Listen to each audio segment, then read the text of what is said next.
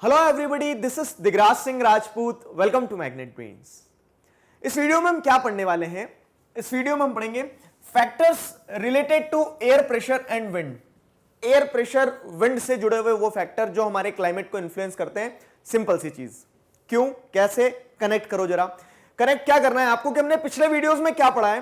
पिछले वीडियोस में हमने देखा और समझा है कि किस तरह से इंडिया का जो क्लाइमेट है वो इन्फ्लुएंस होता है। अब इंडिया के क्लाइमेट को इन्फ्लुएंस करने वाले कुछ फैक्टर्स इंडिया की लोकेशन, इंडिया के रिलीफ फीचर से जुड़े हैं, वो हम डिस्कस कर चुके हैं पिछले वीडियो में। अब क्या है कि कुछ फैक्टर्स ऐसे भी हैं जो एयर प्रेशर और विंड के थ्रू इन्फ्लुएंस करते हैं इंडिया के क्लाइमेट को। आया समझ में? नहीं आया? चलो अभी समझाते हैं। जैसे आप जो क्लाइमेट देख रहे हो इंडिया का कि मॉनसून टाइप ऑफ क्लाइमेट है, तो ये मॉनसून टाइप ऑफ क्लाइमेट बनने में नो डाउट हिमालयास का एक इंपॉर्टेंट रोल है। नो डाउट हमारे यहाँ जो रिलीफ फीचर है वेस्टर्न घाट है उसका एक इंपॉर्टेंट रोल है। ठीक है, ये सारी चीजें तो है ही हैं। लोकेशन, जो लैटिट्यूड है, ठीक है, जो फैक्टर हमने भी पीछे डिस्कस किए, उनका एक इंपॉर्टेंट रोल है, उसको नकार नहीं सकते हम। लेकिन उसी के साथ साथ में क्या है कि कुछ ऐसे फैक्टर्स भी हैं जो एयर प्रेशर और विंड के थ्रू क्लाइमेट को इन्फ्लुएंस कर रहे हैं। तो हम उन्हीं सारे फैक्टर्स को इस वीडियो में स्पेसिफिकली पढ़ने वाले हैं। अच्छे से पढ़ना, ध्यान लगा के पढ़ना, समझ के पढ़ना। मैं आपको कंसेप्ट बता दूंगा, क्यों? क्योंकि आगे आने वाले जो टॉपिक्स हैं ना वो सब्सिक्वेंटली इसी से जुड़े हुए हैं, कनेक्टेड हैं। ठीक है, तो देखो यहां पे क्या है, climate of India is influenced by air pressure and wind. No doubt air pressure, जब हमारे यहां लो प्रेशर बनेगा तभी तो हम क्या करेंगे, मानसून विंड्स को बुला पाएंगे। फॉर एग्जांपल, जैसे आप इंडिया देखते हो, ये इंडिया है, ठीक है, यहां इंडिया में जब क्या होगा, वैक्यूम होगा, लो प्रेशर होगा, एयर मासेज ऊपर उठ रही होगी, तभी तो यहां से दूसरी एयर मासेज आ पाएगी। तो उस तरह से क्या है कि एयर प्रेशर एक इंपॉर्टेंट रोल प्ले करता है। एयर प्रेशर के कारण जो हवाएं चलती है वो एक इंपॉर्टेंट रोल प्ले करती है। अभी तक अगर आपको यह समझ में नहीं आया कि एयर प्रेशर क्या होता है, वैसे मैंने आपको पिछले वीडियोस में शॉर्ट में बताया था, अभी समझा देता हूं मैं आपको। देखो, तो we need to understand the mechanism of following three factors. तीन फैक्टर्स में हम चीजें समझने वाले हैं। ये एयर प्रेशर और विंड में हम तीन चीजें समझेंगे। तो सरफेस विंड, अपर एयर सर्कुलेशन क्या होता है, मतलब क्या हो रहा है, एक जमीन है ये, ठीक है, जमीन पे आप खड़े हो, तो अब क्या है कि अगर आप देखोगे तो एयर प्रेशर दो तीन जगह आपको देखने को मिल जाएगी। एक तो आपकी सरफेस विंड क्या चल रही है, आपके ऊपर किस तरह की विंड्स चल रही हैं, ठीक है, और एक और क्या है फैक्टर जो मॉनसून को, और कौन सी विंड्स हैं, तो जो वेस्टर्न साइक्लोन, जो दूसरे जगह से हमारे यहां हवाएं आ रही है। तो हम तीन पिलर्स पे चीजें समझने वाले, जो तीन पॉइंट लिखे हैं आपके, तीनों पॉइंट समझ लेना, कंसेप्ट बिल्डिंग के लिए जरूरी है, आगे काम आएंगे। क्या है पहला पॉइंट, देखो, distribution of air pressure and winds on the surface of earth. सबसे पहले जो इंडिया के क्लाइमेट को इन्फ्लुएंस कर रही चीज वो क्या है, distribution of air pressure and winds on the surface of earth.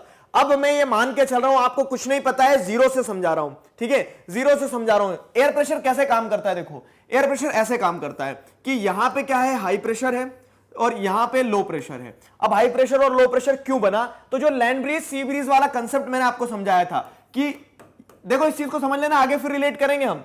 तो यहां पे क्या है, यहां पे आप देख रहे हो कि एयर मासेज ऊपर उठेगी यहां, क्यों? क्योंकि जो सनरेज आ रही है, तो सनरेज ने क्या कर दिया, डायरेक्ट सनरेज मान लो यहां पे आ रही है ना, तो जहां पे सनरेज ज्यादा रहेगी वहां पे एरिया वार्म अप हो जाएगा, ठीक है, पूरा गर्म हो जाएगा यहां पे। अब जब एरिया गर्म होगा तो एयर मासेज भी गर्म होगी, चार्ज अप है एयर मासेज। अब वो एयर मासेज ऊपर उठेगी, ठीक है, वो एयर मासेज ऊपर उठने लगेगी। मतलब क्या होने लगा, यहां पे आप देखोगे ना, तो चार्ज अप एयर मासेज हैं, तो वो सूर्य की किरणें पाके एनर्जी आ गई उसके अंदर। सनरेज क्या है, एक तरह से सनलाइट एनर्जी है, वो एनर्जी पाके वो ऊपर उठने लगी, ठीक है। अब क्या होगा, ऊपर उठ गई, अब ऊपर भी कहां जाएगी, ऐसा तो नहीं कि सन के पास ही पहुंच जाएगी, आपने बुलाया हम आ गए। अब वो क्या करती है, एक स्पेसिफिक लेवल के जाने पे, ठीक है, ट्रोपोस्फेयर जैसे हम कह रहे हैं, ट्रोपोस्फेयर से और नीचे ही, वहां जाके क्या होती है, डाइवर्ज होती है वो। तो ऐसी अलग अलग ब्रांचेस में डाइवर्ज हो जाती है। अब आप बोलोगे सर क्यों, तो यहां पे बहुत सारे मैकेनिज्म्स एक साथ काम करते हैं। दो आपकी जो दूसरी बुक है, ठीक है, फंडामेंटल्स ऑफ फिजिकल ज्योग्राफी, तो उससे आपको क्या समझ में आएगा, उसमें आपको ये सारे जो क्लाइमेट वाला यूनिट है ना आपका, उसमें हम पढ़ेंगे, अच्छे से पढ़ेंगे। तो वहां पे भी मैं आपको चीजें समझाऊंगा, और कि अर्थ घूमता है तो उस कारण से क्या होता है, अलग अलग फोर्सेस काम करते हैं, कोरियोलिस फोर्स और ये सारी चीजें। तो मेनली क्या होता है कि ये जो लो प्रेशर एरिया से विंड्स ऊपर उठती हैं, लो प्रेशर एरिया से एयर मासेस जो ऊपर उठते हैं वो डाइवर्ज होते हैं। डाइवर्ज होने के बाद में आगे मूव करेंगे और नीचे सबसीड होंगे। अब सबसीड भी कहीं नहीं बैठ जाओगे, आप एक कुर्सी पे से उठे, अब आप आगे बढ़े, अब कहां बैठोगे, तो आप जिस कुर्सी पे जगह खाली होगी वहीं जाके बैठोगे ना, आप ऐसा थोड़ा ना कहीं भी बैठ जाओगे। तो उस सेंस में क्या है कि ये एयर मासेस ऊपर उठी, क्यों? क्योंकि ये चार्ज अप थी। ऊपर उठने के बाद में डाइवर्ज हो गई, ठीक है, डाइवर्ज होने के बाद में मूव करती है, कहां तक मूव करेगी, अब यहां पे भी अगर मान लो एयर मासेस उठ रही है, यहां पे भी एयर मासेस उठ रही है, तो इन कुर्सियों पे पहले कोई बैठा हुआ है, यहां वो नहीं बैठ सकती है, ठीक है। तो यहां भी मतलब क्या है, सनरेज आ रही है, लेकिन सनरेज जहां आना बंद हो जाएगी, मान लो इस पॉइंट पे सनरेज आना बंद हो गई है, तो वो वहां पे सबसीड कर जाएंगी एयर मासेस, ठीक है। मतलब वो कुर्सी खाली है। सिर्फ एग्जांपल के लिए समझा रहा हूं, कुर्सी का एग्जांपल मत लिखाना एग्जाम में। तो उस तरह से क्या है, आपको ये चीजें समझ में आई है कि लो प्रेशर से चार्ज जब एयर मासेस ऊपर उठती है, डाइवर्ज होती है, और जहां हाई प्रेशर रहता है, जहां सूर्य की उतनी गर्मी नहीं रहती है, वहां सबसीड होने लगती है, ठीक है, वहां बैठने लगती है एयर मासेस, ठीक है। एयर मासेस यहां सबसीड हो गई, यहां बैठ गई है, ठीक है। अब क्या हो रहा है, ये तो हवा में ऊपर हुआ है, मतलब इसको जमीन पे मत समझना, जैसे ये जमीन है अगर, तो जमीन से एयर मासेस उठी, डाइवर्ज हुई, अब यहां सबसीड होने वाली है, तो ये हवा में ये सारा पूरा ये जो कार्यक्रम बताया मैंने ये हो गया। अब क्या हो रहा है कि यहां पे लो प्रेशर था, ठीक है, यहां पे हाई प्रेशर था। अब यहां पे क्या हो रहा है, हवा में दिशा कर देखें हम, तो यहां पे बहुत सारी एयर मासेस सबसीड होते जा रही है। अब एयर मासेस सबसीड होगी, ये एयर मासेस सबसीड होते जा रही, सबसीड होते जा रही है, तो ऐसे तो नहीं गड्ढा खोद के अंदर घुस जाएगी, उसे फिर क्या करना पड़ेगा, डाइवर्ज करना पड़ेगा ना। तो वही चीज यहां पे होती है कि फिर एयर जो है वो हाई प्रेशर से लो प्रेशर चलने लगती है। ये सिंपल सा जो फिनोमिना मैंने आपको समझाया, ये है क्या, ये एयर प्रेशर और विंड जो है सरफेस पे, जो अर्थ पे जो विंड चलती है, वो विंड किस फिनोमिना के कारण चलती है वो समझाया। देखो यहां पे अब जरा थोड़ा सा एनिमेशन देख लेते हैं, समझाने वाला पार्ट क्लियर हो गया कि लो प्रेशर एरिया में एयर मासेस ऊपर उठ रही है, ये ठीक है, ऊपर उठी क्योंकि यहां पे आपको दिख रहा है सन है। फिर क्या होता है, अब हाई प्रेशर एरिया जो है, तो जैसे हाई प्रेशर एरिया में सनरेज नहीं रहेगी, तो वहां पे एयर मासेस ये नीचे बैठ रही हैं, नीचे बैठ रही हैं। और अब आप जैसे देखोगे तो लो प्रेशर पे ऊपर उठी, और हाई प्रेशर पे क्या है, हाई प्रेशर पे ये नीचे बैठ रही है एयर मासेस। इस तरह से क्या है, एक साइकिल चलता है पूरा, और साइकिल में अल्टीमेटली ग्राउंड पे क्या देखोगे आप कि हाई प्रेशर से लो प्रेशर विंड चलने वाली है। वही चीज यहां पे जैसे फिर से देख लो एक बार और, तो लो प्रेशर पे ऊपर उठ गई है, ये ऊपर ऐसे चली, अब हाई प्रेशर पे नीचे बैठी, तो ये high pressure to low pressure wind चलते हुए दिख रही है आपको रेड कलर में, ऐसे सरफेस विंड्स चलती हैं, ठीक है। अब ये क्लाइमेट को कैसे इंफ्लुएंस करती है, तो सिंपल सी चीज, आपने जो लैंड ब्रीज सी ब्रीज पढ़ा था ना, उससे समझ लो क्या कि हमेशा एक जगह से जब दूसरी जगह विंड जाएगी, अगर पानी से जमीन पे विंड आ रही है, मान लो यहां पे बीच में समुद्र था, तो समुद्र से मॉइस्चर लेके आएगी वो हवाएं, गर्म हवाएं, वो पानी लेके आ जाएगी। तो इस तरह से क्या है, वो पानी लेके आएंगी, मॉइस्चर लेके आएगी, तो क्लाइमेट तो इन्फ्लुएंस करेगी ना, मॉडरेट करेगी नहीं करेगी, करेगी, ठीक। तो ये सिंपल फिनोमिना होगा। अब इसका अर्थ पे अगर इंप्लीकेशन देखोगे आप, तो इस पे, इसका अर्थ पे इंप्लीकेशन ऐसे देख लो आप कि ये पूरा अर्थ है। अब अर्थ में क्या होता है, तो आप अगर जैसे देखते हैं ना कि अलग अलग क्या है, एयर प्रेशर जो है वो अलग अलग जगह अलग अलग होने वाला, क्योंकि अलग अलग जगह पे क्या, कहीं पे लो प्रेशर कहीं पे हाई प्रेशर होगा। जैसे इक्वेटर पे क्या होगा, लो प्रेशर होगा, तो रिलेटिव हाई प्रेशर यहां बन जाएगा। तो इसके चलते क्या, अर्थ में अलग अलग डायरेक्शन में विंड्स मूव करती हैं, ठीक है। हम वही पढ़ रहे हैं, distribution of air pressure and winds on the surface of earth. तो सरफेस ऑफ अर्थ पे अगर आप देखोगे तो कहां, हमेशा ये तो आपको पता चल गया, समझ में आ गया क्या कि हाई प्रेशर से लो प्रेशर पे विंड्स चलने वाली है, ठीक है। तो अब अर्थ में कहीं पे हाई प्रेशर होगा, कहीं पे लो प्रेशर होगा, तो विंड्स हमेशा उस डायरेक्शन में ऐसे चलेगी, ठीक। अब ये जो विंड्स चलेंगी, तो ये विंड्स जगह जगह क्लाइमेट इन्फ्लुएंस करने वाली है। इसे इंडिया के रिलेशन में हम आगे समझने वाले हैं। आगे ना समझ में यहां तक चीजें, ठीक। तो ये विंड्स कैसे चलेंगी आपको ये पता है, और ये विंड्स क्या करने वाली है, क्लाइमेट को इन्फ्लुएंस करने वाली है, आपने ये भी पता कर लिया। अगला फैक्टर देखो क्या है, factor related to air pressure and wind. अगला ये होता है upper air circulation caused by factors controlling global weather and the inflow of different air masses and jet streams। समझो, हम इंडिया के कंटेक्स्ट में पढ़ रहे हैं कि what are the factors related to air pressure and wind which affects the climate of India, जो India के क्लाइमेट को क्या करते हैं, इन्फ्लुएंस करते हैं।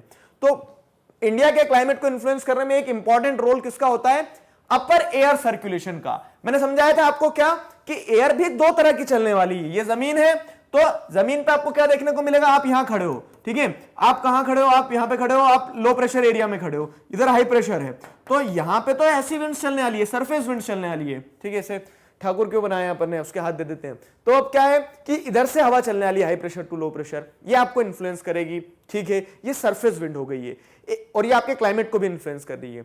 दूसरी जो चीज है वो क्या है, अपर एयर सर्कुलेशन। अब ये जो विंड्स बनी है, तो इसके पीछे कारण भी रहा होगा ना, इस तरह से आपको क्या देखने को मिला होगा, इस तरह से एक पूरा साइकिल बना होगा, एक पूरा साइकिल बना होगा हाई प्रेशर लो प्रेशर का, ठीक है। जैसे इन्हें अलग अलग हेडले साइकिल, ठीक है, और फेरल साइकिल, तो ये अलग अलग साइकिल बनते हैं इस तरह से, ठीक। तो ये जो साइकिल बना है, तो इस साइकिल में आप क्या, अब आपको क्या देखने को मिला, इस साइकिल में आपको देखने को मिला कि ऊपर हवा में भी तो क्या हो रहा है, अपर एयर सर्कुलेशन में भी तो किसी प्रकार से विंड्स चल रही है वो, ठीक है, उनका डायरेक्शन और नीचे जो सरफेस विंड चल रही है उनका डायरेक्शन अलग है कि है, नहीं है। तो एक तो क्या है अपर एयर सर्कुलेशन, क्या चीज है वो समझो आप, कि जो ऊपर की तरफ हवा में चलने वाली है, ठीक है, हवाएं हैं, विंड्स हैं, वो अपर एयर सर्कुलेशन भी क्लाइमेट को इन्फ्लुएंस करेगी। कैसे वो बताऊंगा मैं आपको। Caused by factors controlling global weather and the inflow of different air masses and jet stream. तो इस तरह से कुछ तो क्या है अलग अलग विंड्स चलने वाली हैं, ठीक, लोकल विंड्स होंगी अपर एयर सर्कुलेशन में, साथ ही साथ में जेट स्ट्रीम आएगी। अब ये जेट स्ट्रीम क्या है, जेट स्ट्रीम को समझ लो। यहां पे जेट स्ट्रीम अच्छे से समझाता हूं, बहुत कंफ्यूजन होता है इसमें।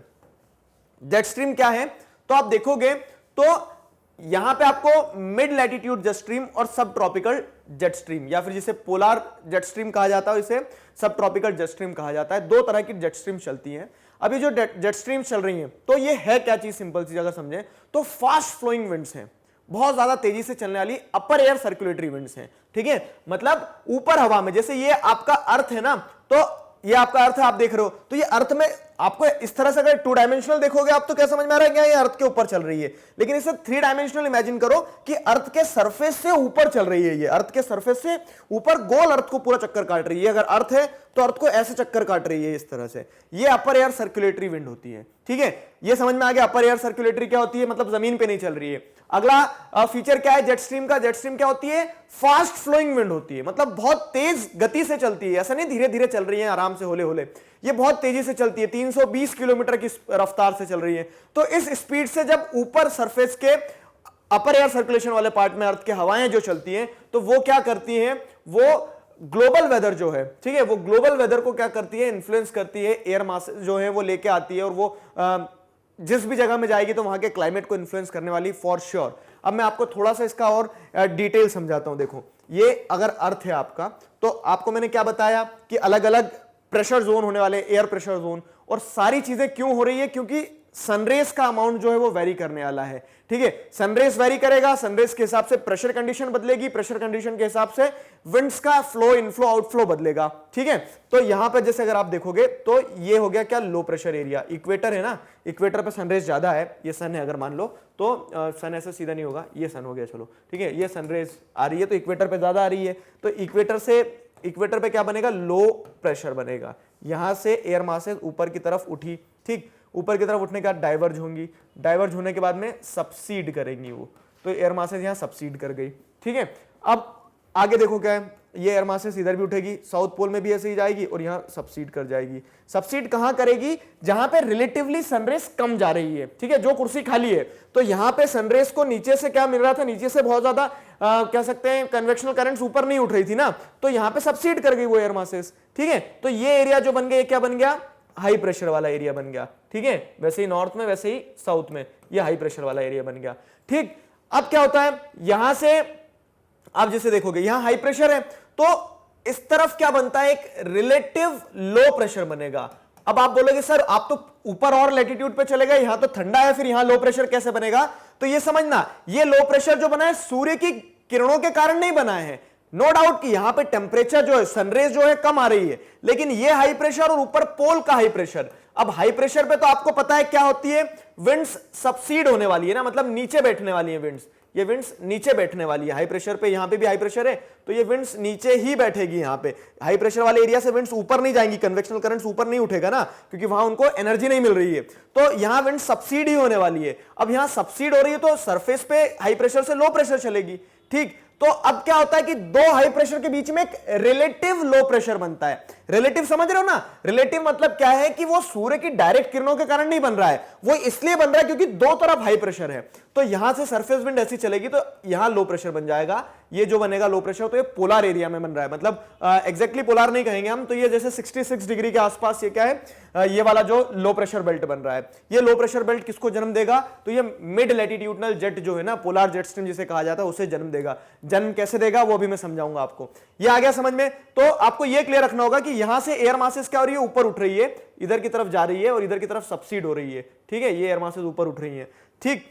अब ये लो प्रेशर है, इधर हाई प्रेशर है, तो अब यहां एक ब्रांच ऐसी भी जाएगी जो यहां पे सबसीड हो जाएगी, ठीक है, एक ब्रांच ऐसी जाएगी तो जहां पे सबसीड हो जाएगी, दो ब्रांचेस अगर निकालें तो एक ब्रांच ऐसी सबसीड हो जाएगी यहां पे, ठीक है। हाई प्रेशर पे ब्रांचेस सबसीड कर रही है एयर मासेस की, लो प्रेशर पे ऊपर उठ रही है। ये कहानी यहां तक समझ में आई।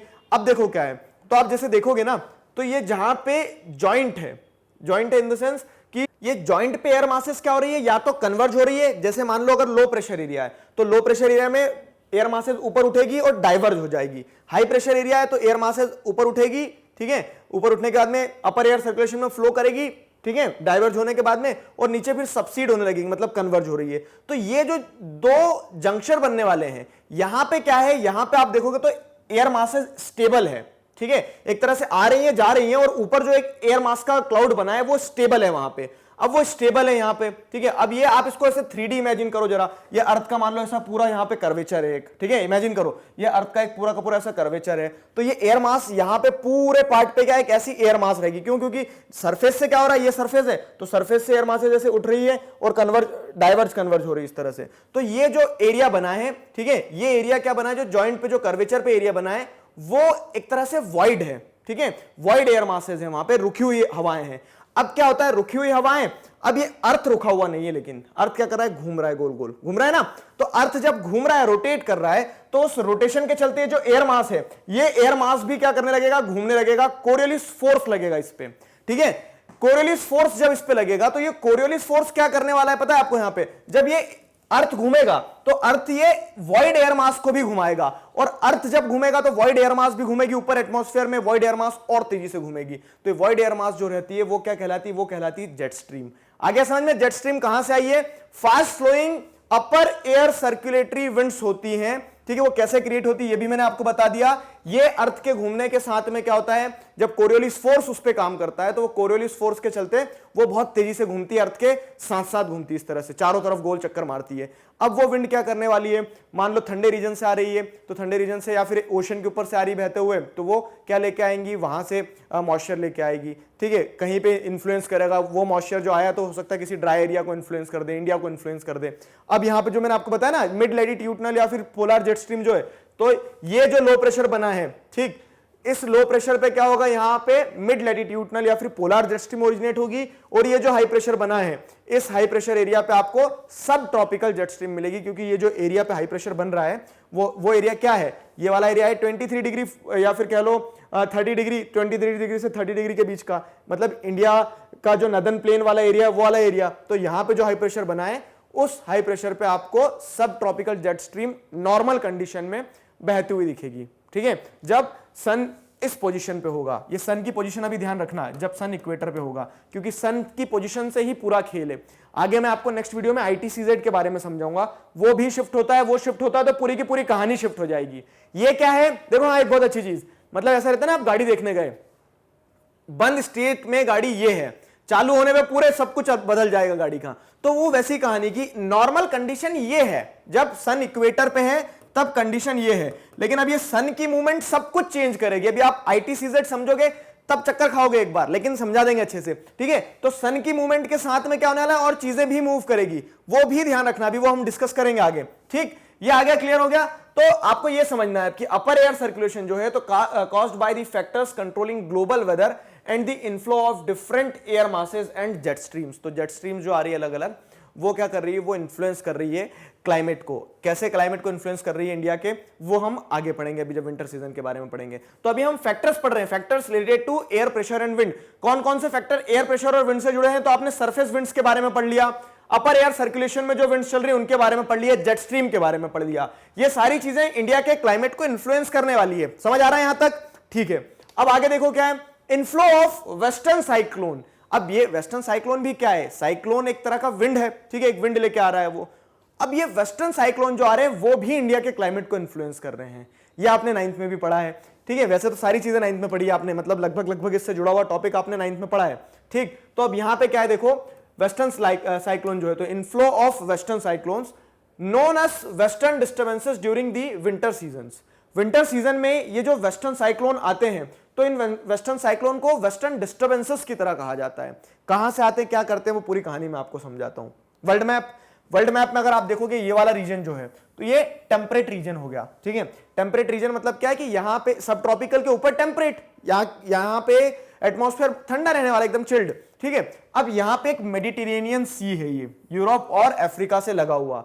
मेडिटेरेनियन सी में क्या बनती है, क्लाइमेटिक कंडीशंस ऐसी डेवलप हो जाती है। ये जो आपकी सेकंड पार्ट है बुक की, तो वहां पे मैं आपको जब समझाऊंगा चीजें तो और रिलेट करवाते जाऊंगा कि यहाँ पे साइक्लोन बनते हैं, ठीक है, यहां पे साइक्लोन बनते हैं, जो टेम्परेट साइक्लोन बनते हैं, तो ये साइक्लोन क्या करते हैं, साइक्लोन के कारण आप देखोगे तो वहां का पूरा एटमॉस्फेयर क्या हो गया, ठंडा हो गया, मॉइस्चर बढ़ गया वहां पे।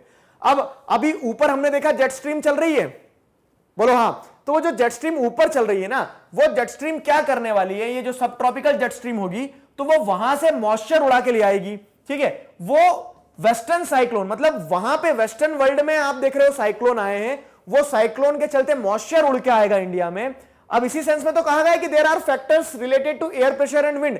ये विंड और एयर प्रेशर क्या करने वाले, जगह जगह का क्लाइमेट, खास करके जैसे हम देखें हमारी कंट्री के पर्सपेक्टिव से तो इंडिया का क्लाइमेट इंफ्लुएंस करने वाले हैं। तो यहां से क्या होने वाला है, यहां से मॉइस्चर उड़ के आएगा और वो इंडिया में बारिश करवा देगा, इंडिया के क्लाइमेट को इन्फ्लुएंस करेगा। विंटर्स में बारिश हो जाएगी, विंटर्स में बारिश इसी कारण से होती है।